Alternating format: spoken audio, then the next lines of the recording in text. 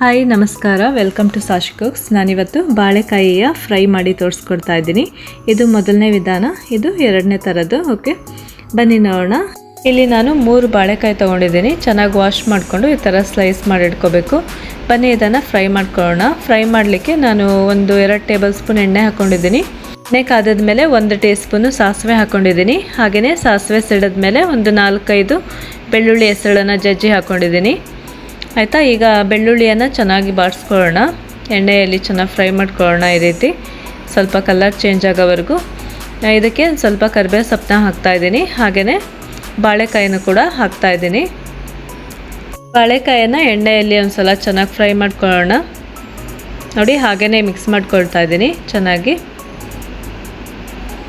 ಇದಕ್ಕೆ 1 tea spoon ಉಪ್ಪನ್ನು ಹಾಕ್ತಾಯಿದ್ದೀನಿ.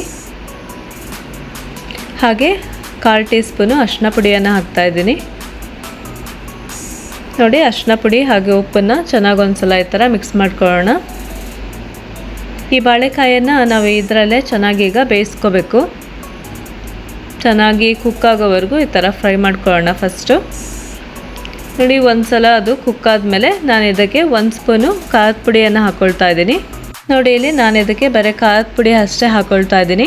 ನಿಮಗೆ ಕೊತ್ತಂಬರಿ ಪುಡಿ ಇಲ್ಲಾಂದರೆ ಗರಂ ಮಸಾಲ ಪುಡಿ ಹಾಕೋದಾದರೆ ಹಾಕ್ಕೊಳ್ಳಿ, ಅದು ಚೆನ್ನಾಗಿರುತ್ತೆ. ಇಲ್ಲಾಂದರೆ ಇಷ್ಟೂ ಸಾಕು, ಸಿಂಪಲ್ಲಾಗಿ ಚೆನ್ನಾಗಿರುತ್ತೆ.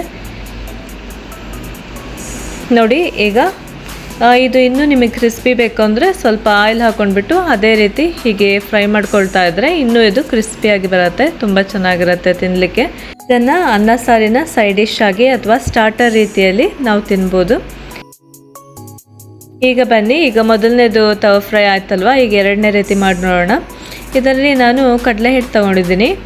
ಕಡಲೆ ಹಿಟ್ಟು 3 ಸ್ಪೂನ್ ತೊಗೊಂಡಿದ್ದೀನಿ. ಅದಕ್ಕೆ 1 ಸ್ಪೂನು ಅಕ್ಕಿ ಹಿಟ್ಟನ್ನು ಹಾಕ್ಕೊಂಡಿದ್ದೀನಿ.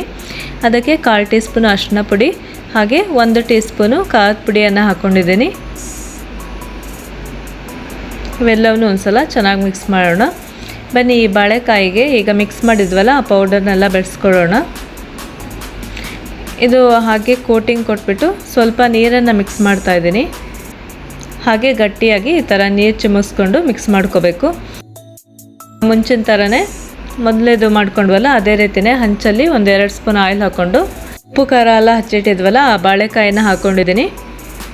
ನೋಡಿ, ಹಾಕಿದ ಮೇಲೆ ಇಮ್ಮಿಡಿಯೇಟಾಗಿ ತಿರುಗಿಸೋದು ಬೇಡ. ಹಾಕಿ ಸ್ವಲ್ಪ ಹೊತ್ತು ಅದು ಒಂದು ಸೈಡ್ ಕುಕ್ ಆದಮೇಲೆ ಇನ್ನೊಂದು ಕಡೆ ಈ ಥರ ತಿರುಗಿಸಾಕೊಳ್ಳೋಣ. ನೋಡಿ, ಎಣ್ಣೆಯಲ್ಲಿ ಈ ಥರ ಚೆನ್ನಾಗದು ಫ್ರೈ ಆಗಬೇಕು. ಇದನ್ನು ಎಲ್ಲಿ ತನಕ ಮಾಡ್ಕೋಬೇಕು ಅಂದರೆ ಬಾಳೆಕಾಯಿ ಚೆನ್ನಾಗಿ ಕುಕ್ ಆಗಬೇಕು. ಹಾಗೆಯೇ ನಾವು ಬೋಂಡಕ್ಕೆ ಹಾಕಿದ್ವಲ್ಲ ಕಡಲೆ ಹಿಟ್ಟು ಅದು ಚೆನ್ನಾಗಿ ಕ್ರಿಸ್ಪಿ ಆಗಬೇಕು. ಅಲ್ಲಿ ತನಕ ಈ ಥರ ಫ್ರೈ ಮಾಡ್ಕೋಬೇಕು. ನೋಡಿ, ಇದು ಆಗ್ತಾ ಇದೆ ಈಗ. ಇದನ್ನು ಅನ್ನ ಸಾರಿನ ಜೊತೆ ಸೈಡ್ ಡಿಶ್ ಆಗಿ ಯೂಸ್ ಮಾಡ್ಕೋಬೋದು, ಇಲ್ಲಾಂದರೆ ಸ್ನ್ಯಾಕ್ಸ್ ರೀತಿಯಲ್ಲೂ ಕೂಡ ಯೂಸ್ ಮಾಡ್ಕೋಬೋದು ಇದನ್ನು. ನೋಡಿ, ಇದು ತುಂಬಾ ಚೆನ್ನಾಗಿತ್ತು. 2 ತವ ಫ್ರೈ ಕೂಡ ತುಂಬಾ ಚೆನ್ನಾಗಿ ಬಂದಿದೆ. ಸೊ ನೀವು ಕೂಡ ಮನೆಯಲ್ಲಿ ಈ ರೀತಿ ಟ್ರೈ ಮಾಡಿ ನೋಡಿ. ಓಕೆ, ನೀವು ಕೂಡ ಈ 2 ರೀತಿಯೂ ಕೂಡ ಟ್ರೈ ಮಾಡಿ ನೋಡಿ. ಮೊದಲನೇ ಸಲದ್ದು ಕೂಡ ಚೆನ್ನಾಗಿರುತ್ತೆ. ಹಾಗೆಯೇ ಎರಡನೇದು ಕಡಲೆ ಹಿಟ್ಟಿಂದು ಕೋಟ್ ಮಾಡಿದ್ದೀವಲ್ಲ ಅದನ್ನು ಕೂಡ ತುಂಬ ಕ್ರಿಸ್ಪಿಯಾಗಿ ಚೆನ್ನಾಗಿ ಬಂದಿದೆ. ಓಕೆ, ನಿಮಗೆ ಈ ವಿಡಿಯೋ ಇಷ್ಟ ಆದರೆ ಒಂದು ಲೈಕ್ ಕೊಡಿ. Okay, thanks for watching.